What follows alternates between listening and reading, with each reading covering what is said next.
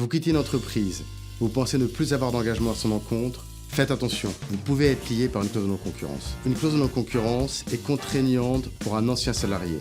Elle l'empêche d'aller directement chez un concurrent de son ancien employeur. Elle doit être limitée dans son champ d'application géographique et territoriale. Elle doit également être limitée dans le temps. Elle doit prévoir une contrepartie financière versée à l'ancien salarié et elle doit être indispensable aux intérêts recherchés qui sont la protection des intérêts légitimes de l'entreprise. Mais il n'y a rien dans la loi qui définisse clairement ce qu'est l'intérêt légitime de l'entreprise.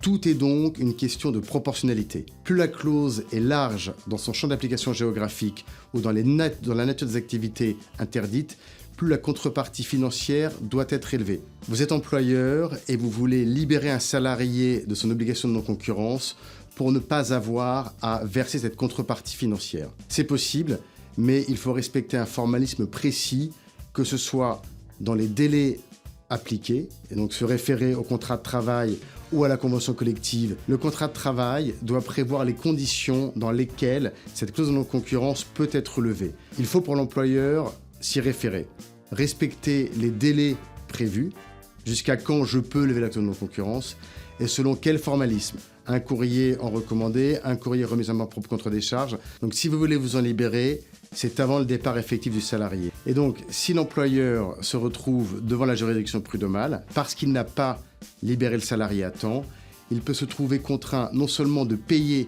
cette clause de non-concurrence jusqu'à son terme, mais également des dommages et intérêts. A contrario, si vous souhaitez que la clause de non-concurrence soit appliquée, il faut faire attention à l'appliquer dès le bon moment, notamment lorsque le salarié est en dispense de préavis. Le point de départ de la clause est donc le point de départ du versement de l'indemnité et le départ effectif pendant son préavis dispensé, et donc pas la fin du contrat de travail. Que se passe-t-il si le salarié ne respecte pas sa clause? L'employeur peut saisir le conseil des prud'hommes pour la faire respecter, mais les durées de procédure sont tellement longues qu'une décision définitive interviendra, mais ce sera trop tard. Le salarié aura collaboré pendant plusieurs années avec un concurrent, et donc le mal sera fait. Si vous êtes confronté à un salarié qui ne respecte pas sa clause, anticipez, négociez avec lui, plutôt que de vouloir la faire appliquer à tout prix en justice. Une bonne clause de non-concurrence, c'est une clause sur mesure faite pour le contrat du salarié en question.